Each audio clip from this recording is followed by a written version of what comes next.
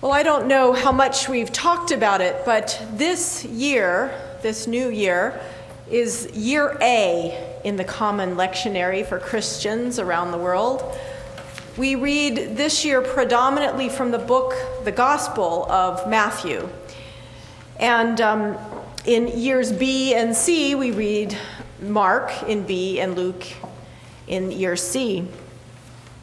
And this year actually began in Advent in December. It's a little off from our calendar year. But I'm saying this because we'll be hearing a lot from Matthew. And you have already heard from me in this new year 3 sermons from the book of Matthew.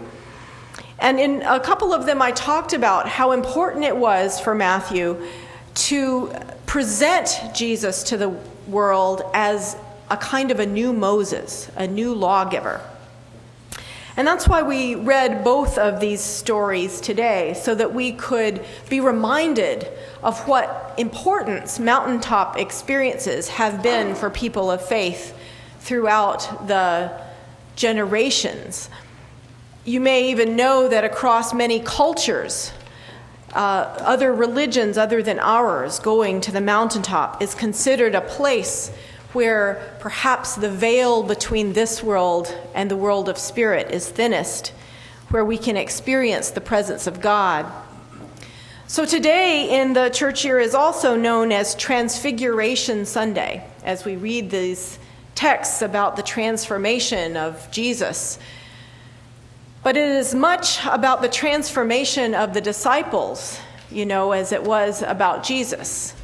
It was at that moment that they perhaps that had their epiphany, where they heard God say once again, as God had said at Jesus' baptism, "This is my beloved Son. Listen to him." I think many of us have had those moments, haven't we, of aha, of epiphany, where we knew beyond a shadow of a doubt that God was indeed with us. You maybe even have had it at a mountaintop. I know I have. I love that feeling of hiking up a high mountain, that invigorating feeling when you start to get near the summit. Maybe you're a little oxygen deprived, your body is getting tired, but there's something about it that helps us to disconnect from our mortal body and feel something different, something beyond our own physical selves. Something about the mountaintop allows our souls to open up and the Spirit of the living God to come inside in a new way. Up there with God, beyond the clouds, anything might be possible. My grandfather grew up in the Cumberland Gap and shared with me a love for the high mountains as a place to be alone with God. One time his First Baptist Church Sunday school class, at his urging, went up to that mountaintop at the Cumberland Gap to see the sunrise. They had an amazing experience. And then the revenuers came. They thought they had a still and not a campfire. It was a story that was told in that completely dry Baptist church for many years. I had those experiences too, though, of the mountaintop when I went to camp as a kid at Johns River Valley, which is our North Carolina camp, a lot like your Silver Lake here in Connecticut. It was church camp, and we'd have daily devotionals, both morning worship and evening vespers, up at the top of the highest hill at camp, where we could look down across the valley and the playing fields and the river down below. But I found that the best time to hike up there was sunrise. You could see the blue mists of the valley hanging over the opposite ridge, and through those mists the sky would begin to turn purple and then pink and finally salmon and vivid red. And then my favorite part was when the light would come through the clouds and my face would be warmed by the light. You could close your eyes and feel that moment when the light would hit your face. It was hard in moments like that to doubt.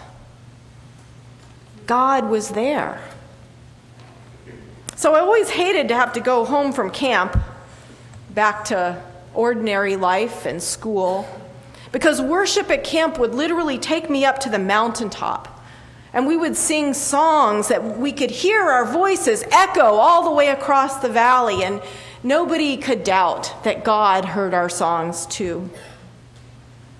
At that mountaintop, we'd sing folk songs and believe that peace actually had a chance, that the Vietnam War actually would end one day. We believed in Dr. King's dream. You see, at those camps, because they were church camps, we integrated them, the United Church of Christ, before the public schools were integrated. So we were standing on that mountaintop holding hands with children of other colors from ourselves for the first time in our lives. And we could sing,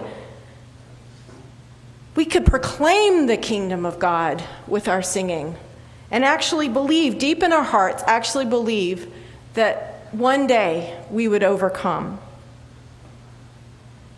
So for one short week each summer, I would be completely filled up and lifted by the Spirit of God.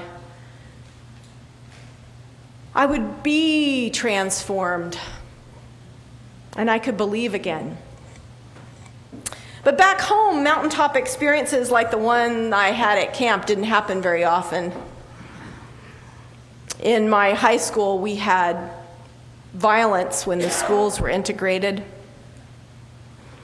Wasn't quite as beautiful as the kingdom of God we experienced on the mountaintop. And in my home church, we had good pastors, we had good worship. We had the same, kind of like here, we had the same repeated songs and responses and prayers. And we had very